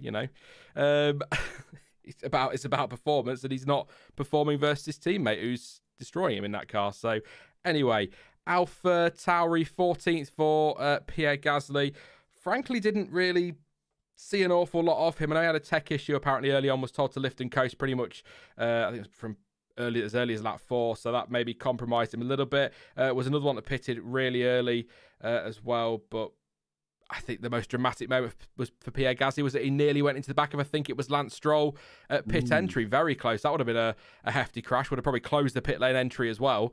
Very close. But that's the problem with the Canadian Grand Prix pit entry. That was all the Circuit Gilles Villeneuve pit entry, is that you're coming down that straight of full whack, and it's the same line, isn't it, into the final corner basically as into pit entry. So that could have been very, very nasty. But maybe the tech issue costing Alpha Tauri today, which is a shame because they had a great weekend last time out, and I thought they'd do well this weekend as well, but it's not really worked. Yuki Tsunoda pitted under the virtual safety car early on, got caught in the DRS trains, so kind of struggled to do much from there. I don't know if he had an issue, It's what I'm going to say before I go into this, but if he didn't have an issue, it's a little bit of a sloppy error, a bit like saying Alpine had a faultless weekend. A bit of a sloppy error, locked up on pit exit, went straight into the wall, and that was it for him, and it cost him a chance to finish the Grand Prix, and it brought out a safety car. I'm just going to check to see if he has said anything. He's already been to the garage to apologise to the team. I just pushed too much on the pit exit, so not a problem. And unfortunately, I went into the wall. The pace was good today, and we'd made a strong recovery up until that point, even if it was hard to overtake, as I'm disappointed with that ending. So, yes, he's admitting it was an error, bit of a sloppy error. But I think Tsunoda, he'll be disappointed with that, but I'm trying to think, he's come on leaps and bounds. He was doing not specifically that, but he was doing a lot of that a lot last season, wasn't he? And it's definitely something that he's ironing out. Still very, very early days in F1 in a lot of ways, his second season. But yeah, just a kind of nothing weekend in the end for AlphaTauri, wasn't it? And I don't know where Tsunoda would have been without that crash, but stuck in the DRS train, probably around about 11th place, still following Lance Stroll tearing his hair out. Yeah, I agree on the statement. I think he's made steps forward this year. I think last season, even in Abu Dhabi, I know he got that big result in the final race, but Gasly was all over him that season in quali, in the race, was by far the better of the two. This year, it's been a lot closer. And I know last time out, Pierre had a great result in Baku, but for the majority of the season, most races, Yuki's been there, if not beating Pierre this year. He's made big steps forward. And yeah, I don't think Gasly could have done much more today, but I think before the issue that Yuki had at pit exit, I think he was having a strong race. I mean, it's easy to forget he started last on the grid with those penalties. So to come back and to be fighting for points, I think was a solid job. But, I can't say it was faultless like you, because it wasn't faultless in the end. And that was a very silly mistake to make. You don't see that very often at all. Yes, I suppose it's a slightly unforgiving pit lane exit. I mean, we've seen top tier drivers run onto the grass there times before. So it's not the easiest of pit exits, but it's not the hardest either. So I will stop trying to defend Yuki because it was a silly mistake. But up until that point, it was a solid drive, I think, and a solid recovery, but a sloppy one. Not a great weekend for AlphaTauri, especially considering where they were in Baku as well. Yeah, and I'm not making excuses for Yuki, but Lee in chat and Waldo as well, just pointing out that they were talking to the cool-down room about a bump on pit exit, and maybe that's caught him out, which I sort of think, maybe that could do, but that wasn't his first pit stop, was it? And he didn't get cut. So, that bump's been there all weekend. He's been in and out of that pit lane a lot, take that into account maybe. I don't know. It's just a silly little error, but they happen. They'll happen to the best drivers. They always do. So, but I'm with you. Just you look at last weekend, you think, "Oh, what a performance! What a great result!" And then this weekend, you're like, But actually, a little bit. In some ways, maybe more dramatically than McLaren. I don't know, but in many ways, they're quite similar to McLaren this year, aren't they? In that they'll have a really good weekend and then they fall away, and then a couple of races they're quiet, then have a really good weekend. You think, oh, this is it, and then they fall away, and maybe just one of those years for AlphaTauri. I don't know on that one. And Haas, I mean, I can't even find my notes. I'm so angry. I'm so angry. Fifth and sixth in qualifying, absolutely incredible. Best qualifying. Was it the best joint qualifying ever? I think they were saying. Fantastic performance from both drivers. Great to see Mick up there. Mick Schumacher driving really well, I thought, up until that point. Then on lap 19, stopped at turn 9 with a mechanical issue that brought out the virtual safety car. Has Mick Schumacher made mistakes this year? Yes, he has. He's been called out by a lot of people, including actually Gunter Steiner in a way, on the mistakes he's been making, but that is just pure bad luck, and he's also had a lot of bad luck as well, as Mick Schumacher, so I feel so sorry for him, because this was possibly up to that, his best weekend in the Haas, I would say. I'm trying to think if he's had a really good one this year that's as good as that, because he was driving well up to that point, and he qualified really well, so absolutely gutted for him. Kevin Magnussen, front wing damage on lap 1 after that incident with Lewis Hamilton. The team said it had very little effect, but the stewards still came out and gave a black and orange flag, which meant, if you're new to F1, black and orange flag means you've got to come in and change the car because it's unsafe. They've got to change the front wing, which is what they did. That was on lap 7, 17.5 second stop. And I'll be honest, I've got nothing else in my notes. So if you've got something you want to say, Dan, on Haas and why they were so far off today, other than those issues, then feel free. But I'm feel so sorry for Mick today. More so than K-Mag. K-Mag's had some great drives this season already, so yeah. I mean, I'm gutted for both of them. You know, I've never been a fan of Haas. So completely unbiased in my opinion on this team. But I kind of I'm not making this up. But as soon as they posted on Instagram and said it was their best ever team start, you just knew they weren't going to score points, because this team over and over and over have great Saturdays, and for whatever reason they cannot execute on Sundays. Whether that's because they're basically a Ferrari B team, I don't know. But it always seems to go wrong, and I feel that the black and orange flag for K-Mag was slightly harsh, especially considering that less than 2 weeks ago, they took quite a while to give a black and orange flag to Yuki Tsunoda, and that was a bit more serious. So the fact that K-Mag had one that early on for something that didn't seem horrendous, I wasn't a huge fan of. But then equally, we all know I'm not the most technically minded with Formula One and engineering, and if that end plate had fallen off, maybe a puncher for someone. So I don't know. I'm probably a slight bit biased on that I wasn't happy with that decision. Either way, K-Mag's race from there, he's never recovering from that. A stop that early on, either way, isn't great. But then a change of front wing, 17 seconds, that's a difficult recovery. And I'm not too sure why he finished behind Nicholas Latifi. I think that's something that will come out in the next few days. But he was definitely in front of him and fighting with Gasly and Norris when that last safety car came out. So something's gone slightly wrong at the end there for him. But you're right, Schumi, bless him. That's got to be his best weekend of the season so far. I'm sure I think he would have had better drives last season in that dog of a car, but I think for Haas's sake, we forget that season existed. So this season, definitely Mick's best drive, and it really does. It stings, that one, because though K-Mag was out, it looked like Mick was going to get those points, driving well with Joe, and to have a mechanical failure, that's always the worst way to go. It's been a season where, sure, he's made mistakes, but seemingly faultless so far this weekend. His best ever quali should have been his first point, but a step in the right direction. And that's kind of what he needs to do from now on. Build his season. It's been a while since Haas has scored points, and ninth in the Constructors doesn't feel like they should be there. Maybe that's just me, but it seems like they should be higher. So they've got to really knuckle down now, because very quickly this season could start to spiral out of control if they don't score some points soon. Very disappointing day. They've not scored since Imola. I've just checked. That surprised me. But I did say last week, I feel like Haas are kind of going backwards, but they've not, to be fair to them, they've not put their update on yet, have they? That's been delayed again, I think, to France, I think is where it's coming out. Yeah. So, you know, yeah, a couple of people in chat.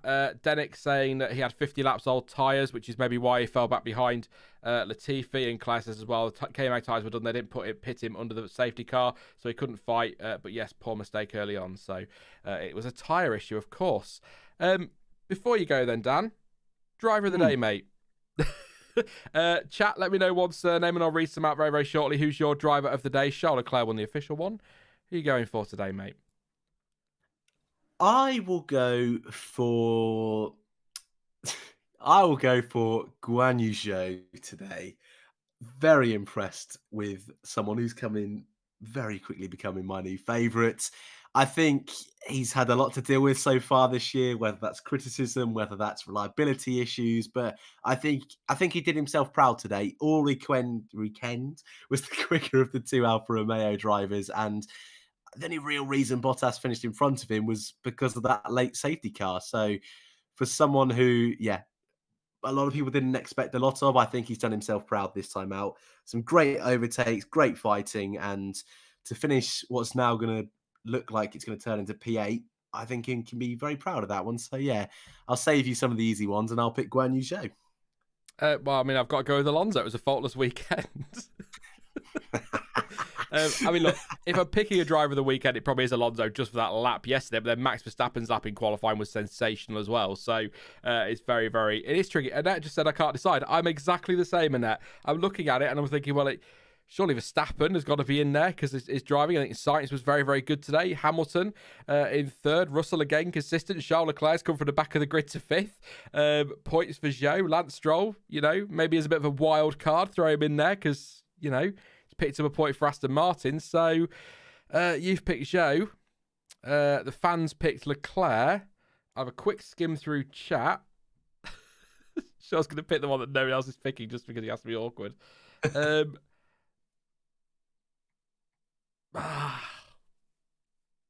It's so hard when somebody comes to the back of the grid to finish top 5, isn't it? Not to give it to them, but I'll probably say Max. Is that boring? That's fair. No, that's not boring. That's not boring. That's a good choice. Yeah, I'm going to say Max. I think pretty strong today. I still don't think looks under any threat at all from Sainz. Fantastic lap yesterday. The fact I wrote in my notes halfway through, never really challenged, that kind of says it all, doesn't it? He's probably quite disappointed not to get the fastest lap because you know what he's like. But yeah, I'll go Verstappen. But I think shout outs to all those I've just said. Hamilton, Russell, Leclerc, Zhou. I think all great performances. So yes, do you need to go, mate? Am I keeping you up? I will have to skedaddle. I do apologise. No worries, mate. I will read some of these out and then I'll do a bit of Q&A on my own. I'll be all right. It's fine. But yeah, thank you very much, mate. I appreciate you hopping on. It's a bit later and you've got work and whatnot in the morning, so I'll let you fly. But good to talk to you, and hopefully it won't be 4 years before we talk again. I know it wasn't 4 years, but it feels like it. Well, we've got plenty of races coming up, so fingers crossed. It'll definitely be more. It'll definitely be more often from now on, and I will certainly look forward to it. So thanks for having me, buddy. No worries, mate, and I'll talk to you soon. See you later. See you later, chat. Bye. Let's have a look at some of your what we got. Let's have a look at your driver of the day then, and then we'll do a little bit of Q&A, and then we will wrap up some on my own now, so be nice. Nikolai says Verstappen. Cited Canvas goes with Max as well. Waldo says Russell. Brad's gone with Max. Caleb, driver of the day, Verstappen. So, there you go. Latifi. Why not, eh? Elliot says Lewis. Nick's gone with Leclerc. Ruby's gone with Lewis. Pascal's gone with Guan Yu, Zhou, Guan Yu. Don's gone with Verstappen. Sainz for Ash. Josiah's gone with Hamilton. Verstappen or Hamilton for Nikolai. KMS Boss says Zhou. Stroll for Liam. Max Chilton for Max. I don't know what he's been watching. Frank Azoo says Max. Sam says Stroll is an under the radar option. I think that's a fair point. Who's there on F1 says Leclerc. Alex says Lewis. Brad says Max. Brad's already. Bruce Curry says Max. Annette can't decide, as I say. Alex says Verstappen. Annette's gone with Lewis in the end. Zhou finally had a good race. Ash says Sainz. I think that's the first Sainz we've had, actually, to be fair. So good shout. Another top 5 for Russell, says Caleb. Sainz Solid P2 says Ash. Anybody else? Fanta Boy says Sainz. So a few coming in now for Sainz. A lot of people giving Latifi a lot of love, which is exciting, or certainly an interesting one. Yes, thanks, Annette. He was absolutely faultless. Sam says it might be boring, but it doesn't make it not correct, but it doesn't mean it isn't correct. Thank you very much. And I think that's maybe different. A lot of Zhou love in there as well. Jonty's gone with Zhou. Ocon for Denick as well. I think Ocon deserves a nod for his job today. Did very, very well. So yes, thank you. Thank you very much for your drivers of the day. That's what I was trying to say. Drop any questions you've got in the chat and I'll answer a few for the next sort of 10 minutes, and then we will wrap up the stream from there. Like I say, going to try and keep these to sort of an hour and a half to an hour and 40 minutes going forward, rather than 2.5 hours, as people have sort of pointed out in the past. They're a little bit too long. So it might, do you know what? If they're a little bit shorter, it might encourage us to stream a little bit more, so we can have proper conversations. So if you've got a question, pop it in the chat. Don't forget to drop a like as well. We're 150 away from getting to that 500 for Charles Edward Cheese. So please do drop a like. Always appreciated, and that'll really that'll make Charles's night. It'll make his night. I don't know if he's doing shots tonight for every like. I hope not. He's gone quiet, so he might have been doing. And don't forget to subscribe as well if you're new, and don't forget some stuff in the description. NordVPN, if you fancy a discount on that. There's also links to social media, all of that business as well. So yes, let's have a look at what you're saying in chat. When does silly season kick in, do you think? Summer break, says Brad. Soon, because Sean's already planning his Garage Gossip series. So we're getting close to silly season. I think we're it's usually around the midpoint, isn't it, where it starts to kick off properly. So I think with all this about Piastri at the moment and question marks over Ricciardo, I think we're kind of almost there. So we will definitely try and get some videos out on that one. See what happens. What happened at the McLaren pit stops when they double stacked? Thank you very much, Ruby. So essentially, they brought in Ricciardo, and then they were slow with, I think it was his right front. I mean, it's one of his front tyres, I thought it was slow on. Then, obviously, Norris had to wait behind him. He came in, and then they put... What did they put on him? I'm trying to think. They put the hards on, didn't they? On one... So we watched on the onboards, they put the left front was a hard, then they took it off and then put something else on, and they were messing around, and it's just a total mix-up on tyres. So I don't know what the official explanation is behind that one. I can have a quick look while we're live and see if McLaren have put their press release out. I don't always get an email for that one, so we'll see what they're saying. I mean, the tweet is just saying it's not our day, we'll regroup. But I don't think there's anything in here for... I'll do a quick Google. Why not do a Google? Canadian Grand Prix. See if they've put anything out. Nothing at the moment on that one. So, no. So I don't know what the official... I'm sure something will come out or I've said something. If anybody knows, please let us know. But it was so silly. So frustrating. It's probably the one I'd say for McLaren, because they kind of need everything to go their way, don't they? Because the cars just doesn't seem totally there all the time. And I don't know. I just feel like I just always frustrate McLaren, because I kind of feel like they could be right up there if they get it all right. But nah, it's not happening at the moment. So is that Brown's energy attention spread too thin? Says Brad. It's a fair question. He does do a lot, doesn't he? Does Zach? Was he at the Formula E not long ago as well? I mean, he does get around. But there's a lot of good people at McLaren. So I think even if Zach's not there, there's somebody. And I think Andreas Seidel does a fantastic job as well. I think they're very good team principal. So there you go. You put your left hard on, take your left hard off, on, off. Yeah, very good, Cladstone. I like it. People asking for puppy pics as well. I've not got them in the stream. I should have put them in the stream, shouldn't I? I'll post something on Twitter. If not today, I'll do it tomorrow. But he's all well, by the way, for anybody's wondering. I mean, a puppy's basically a full-time job, as it turns out.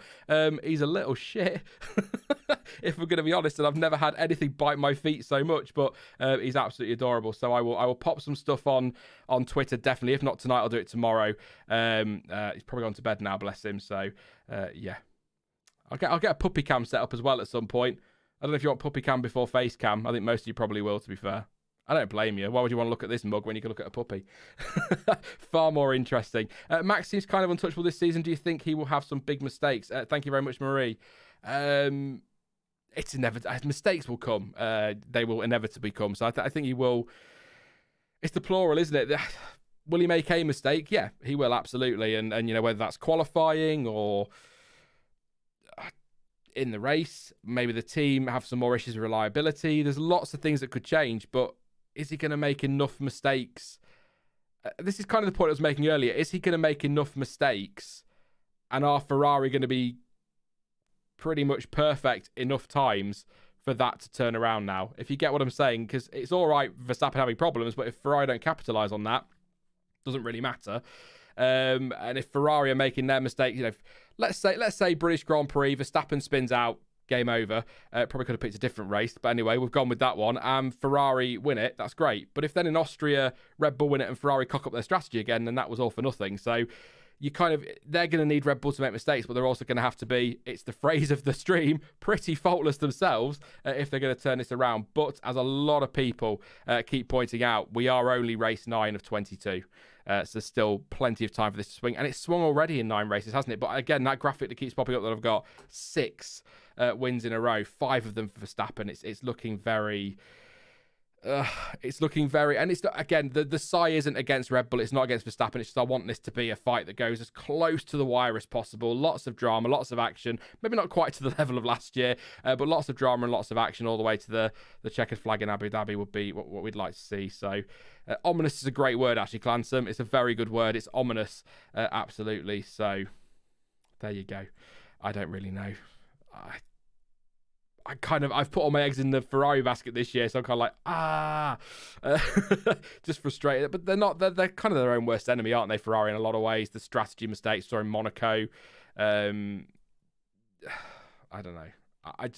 I feel like Red Bull just have the best overall package at the moment on a race day, and that's kind of it. Will Silverstone be better for Red Bull or Ferrari, says Michael. Got the hanger straight, haven't you? It's quite a fast circuit. Probably Red Bull. Just trying to think off the top of my head. It's not... First sector's quite tight and twisty, isn't it, in some areas? Sort of around to Luffield, and then it's all high speed. So it might be a bit of a 50-50 in some ways, but I'd probably say Red Bull, but then maybe Red Bull are just going to be good on every track this year. I don't know. Clanton says Mercedes. Ferrari doing Ultimate Ferrari, says Annette. Yeah, that's basically how it goes. Max at this point will need to lose it himself. His team loses it. If Leclerc, Perez, Sainz win the World Drivers' Championship, it's because Verstappen lost, not them winning it, says Sam. Still early days, Sam. I'm not going to be... I totally get your point, and I see what you're saying, but I still think a little bit early days. But if we get to the summer break and Max still has a lead this kind of size or bigger, it's looking pretty ominous at that stage, is the word we're going to go for. Can we get a Silverstone prediction from Ruby? Yeah, of course you can. Normally I like to wait until a little bit closer, but I can... what should we go with? Mercedes in the mix. More so than they have been this weekend. That somehow it just all works for them at Silverstone, as it has so many times for Lewis Hamilton at the British Grand Prix. I could just see Hamilton up on that podium, in the mix in qualifying, in the mix in the race. Let's go bold and say a three-way fight for the win between three teams. Is that ambitious? Why not? Sam says England 1-2-3 on the podium. Brexit racing. Josiah says Hamilton win. The driver who finishes first wins. That is a great prediction, KMS boss. I'm going to save that for my British Grand Prix preview video. Just be like, the winner will be the driver who finishes first. That is my prediction. Let's do a couple more questions then before I wrap it up. See if there's anything. I'll read a few comments as well while I'm looking through. How soon could Williams replace Latifi? Says Cranky. Anytime. They could replace it. They could put a statement out now and replace him if they've got a driver lined up.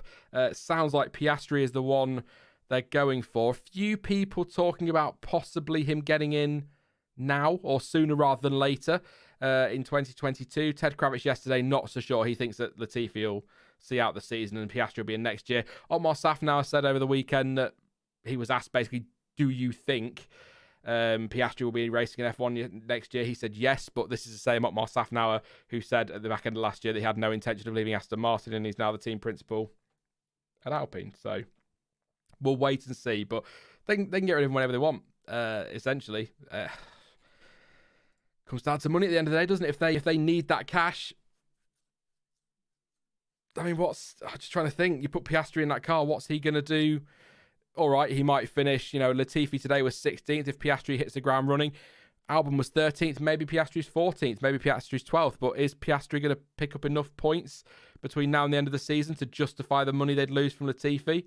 I think that's maybe why I sort of agree with Ted that I think Latifi will see the season out, because I don't know what the figures are, but let's say Latifi brings $20 million.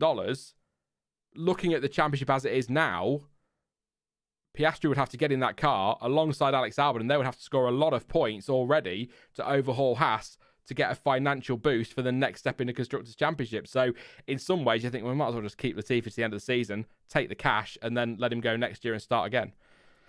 It's kind of, what are they, 12 points behind? I can't even see Williams picking up 15 points this season, and they need at least that, 12 more to get to 15, 13 to be able to finish ahead of Haas. And I think that would just be... It just makes sense to me to take the money from Latifi and then make a decision soon about next year. But, I mean, I still can't believe Piastri's not on the grid. But at the same time, it's Formula One. There are plenty of drivers who a lot of you in chat would argue should be on the grid. I mean, Stoffel Van Dorn should absolutely be out there. We all know that. So, it's just the way it goes in F1. 20 cars, 20 seats. Hundreds of drivers. Something's got to give somewhere. But yeah, I don't think actually, as much as I enjoy silly season, I don't think it's going to be as dramatic this year as we've seen in other years. We had Ricciardo a few years ago at Red Bull throwing that hand grenade into the drivers market right before the summer break, and it all blew up from there. I don't think we'll see that. Red Bull are staying the same. Ferrari will stay the same. Mercedes will stay the same. McLaren, I don't think Ricciardo will go. I think they will keep hold of him. I don't see why they buy him out of that contract. They'll give him another year, see how he goes, and if it doesn't work out, then maybe let him go after that one. I think Look through the field. Alpine is staying the same. Alonso sounds like he's staying. I don't think Alfa will make a change. Joe's improving and he brings a bit of cash, and I don't think Porsche is ready yet. They're not going to get rid of Bottas, so he's staying. Aston aren't sacking Stroll. It sounds like Vettel might be staying for another year as well, although that's a rumour that is all over the place. Pierre Gasly probably staying at AlphaTauri. I think that's all but confirmed now. In fact, I think he's got a contract. Yuki Tsunoda will probably stay at AlphaTauri as well. So I think you're looking at the only change, potentially Mick Schumacher at Haas and Nicholas Latifi at Williams. So I think it will be quite static. The only way it changes is if a Lewis Hamilton or a Fernando Alonso or a Sebastian Vettel turns around and says, do you know what, I'm done. And they go, and then the driving market comes alive. But if nobody retires or walks away, that is, you're probably only looking at Williams bringing in Piastri, potentially, and Haas looking at bringing somebody in to replace Mick Schumacher. But I wouldn't be surprised if they stick with Mick either. So quite static, I think, this summer. Next summer will be a lot of fun because you've got Hamilton out of contract. How long's Alonso going to stay? What's Vettel going to do? Then it's really going to blow up. So, yeah. That's my view. Some of you probably expecting a lot of changes. I'm not quite so sure, but it'd be fun, wouldn't it? Lots of content on silly season, definitely. Nick says Hamilton is looking for an excuse to quit this year. Need 12 teams, says Adam. Completely agree. Nick thinks that Hamilton will quit next year. The main hand grenade is if Hamilton retires. That's from Sam as well. Gio to Haas is the most delicious rumour. What on earth are Ferrari thinking, says Dell. I've not heard the Gio to Haas rumours for a while now. They were sort of earlier in the season, weren't they? Or were they late last year? No, it was earlier in the season, wasn't it? When they'd obviously got rid of their other driver. I mean, I'm with Ruby. Ruby says Hamilton won't quit. I think Hamilton will see his contract out at the very least. I don't think he'll retire this year. I think unlikely they're going to catch Ferrari. I disagree with Bill. Unlikely they're going to catch Ferrari. They're pretty much guaranteed third in the constructors unless something goes horribly wrong on McLaren. Suddenly build an absolute beast of a machine. They can start to focus a little bit on next year if they need to, and they could be seriously strong next year. And then Hamilton maybe getting well ahead of ourselves, picks up an 8th and then calls it a day. But yeah, Jan wants to know if Max can win the championship. Mick certainly can't. Max, I think he's got a great shot is the way to look at it here. I don't think that's going to be. Look, I'm not going to say it. I'm not going to say it's over because it's not by a long way. You never know what's going to happen. The whole jewellery thing, I think he was hoping FIA might rule against him. I don't know what the jewellery thing's going to be when we get to Silverstone. We'll see how that goes. But I stand by the point I think I've made before on stream. If you're going to ban chains and nose studs and earrings, then you have to do a blanket ban. It has to be wedding rings as well. I think a little bit ridiculous to call it on the grounds of safety and then go, but you can have your wedding ring on. No. All of it or none of it. It's basically, I still think on the jewellery thing, and it's the last thing I'm going to say on it, you say to drivers, we want to ban jewellery. They say, Lewis Hamilton says, I want to wear my nose stud, I want to wear my earrings. You put a disclaimer in front of him and he signs that to say that he completely understands, and the FIA are not going to be brought into any trouble, legal trouble or anything like that. It's a complete waiver. It's his risk. He wants to take it, and that's that. And that should be the same for every driver. Done. It's really not the fuss. And I don't think it's the hill, quite frankly, that any F1 driver or any FIA president or person needs to be. It's not a hill that anybody needs to be dying on. There are a lot worse things going on in F1 and a lot more worse things going on in the world that need to be solved before we start worrying about somebody's nose stud or somebody's wedding ring or somebody's chain. It's just. It all feels a little bit petty, but, stick a disclaimer, a waiver in front of the drivers. If they sign it, then there you go. Sorted. I don't really think that's the word. Thank you, Glansom. I don't really think there needs to be quite the fuss to raise, but I'd be very surprised if there's any bans in Silverstone. End of. I'm not going to get into that, Dell, because that's just such a ridiculous argument. If we're going to start talking, that's not at all that. Jewelry is not the same issue as why the Halo was bought in. I see this all the time on Twitter. If we do this for jewelry and we put waivers in, then surely they should have a waiver for the Halo and a waiver for this and a waiver for that. And you're like, okay, yeah, sure, whatever. It's just a silly argument because it's completely different. There's a massive difference between the Halo and the jewelry. But if we want to go into that route, then we'll walk away from that conversation. Not an attack on you, Del. It's an attack on social media more than anything. It just does my head. The whataboutery. The whataboutery Bottas drives me crackers. Does anyone in F2 stand out to you as a big future talent, not just someone who sits in the back for 3 years and then leaves, but a proper talent? I'll tell you what. That's the last question. Then I'm going to wrap it up for today. 2022 F2 season. Let's have a look where we're at. I do think Porsche is a proper talent. I genuinely do. I don't think he's ready. Is my feeling on Porsche at the moment. He is second in the standings, though. To be fair, I just think it depends, doesn't it? If he wins it, then Alfa Romeo are going to have a tough decision to make. A little bit like Alpine with Piastri. Maybe Porsche to Haas, but I don't know why they'd do that. But yeah, I think he's a talent. I love Yuri Vips. I just do. Devastated when he stuck that in the wall in Baku. I think he's a top. Probably the next one in the Alpha Tauri. I think Dennis Hauck has impressed me this season. But are you thinking like a George Russell? Is that kind of what the question is? Proper talent, proper like Russell, Norris, that kind of thing. It's not controversially, it's not the strongest field we've had in F1 for a while, in F2 for a while, but it's a pretty decent grid. I think Porsche has got potential. Whether we reach the levels of Russell, that I don't know, but he's got potential. I think Vips has got potential. One driver though that I think has surprised a lot of people this season is Drugovich. I'm just not convinced that he's going to be on many people's radars, and a lot of people will argue that they should, but I think I just look at Porsche and Vips. Lawson, I think, is a talent too. Mercedes think a lot of Vesti, don't they? So yeah, it's not the greatest grid we've ever seen, but it's some nice talent in there. So I don't know. They're kind of the three that stand out for me. But I think if you're talking F2, Drugovich has got to have a lot of credit for what he's achieved this season. He's been absolutely fantastic. A couple more comments, no more questions. Let's see what you guys say and see what you're picking out. So Adam says Dennis, Hauger. Waldo says Vips. Drugovich says Weberdon.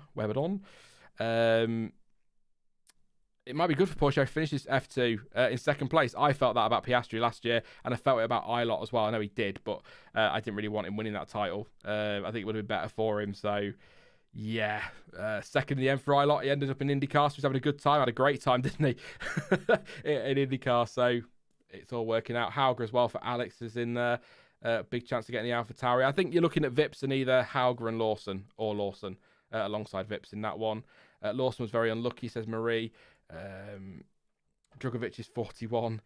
Sighted canvas, 2 little F1 seats available in any case. This is it. We need 12 teams. We've got Porsche and Audi potentially joining. That's gone quiet, but it sounds like they're going to be joining if everything goes their way. But they're going to be buying a team out and partnering with another one. So that's not going to be anything much there. And Andretti don't seem to be getting anywhere, which is crazy to me.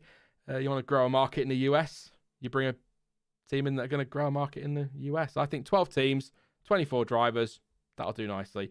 But I will say, before we go, we need competitive teams. We don't want a situation when we get an HRT, for example, where they're just basically mobile chicanes. We want teams that can be competitive. They don't have to be challenging for titles, but, kind of like Williams, Haas, they're kind of in the mix, Yeah.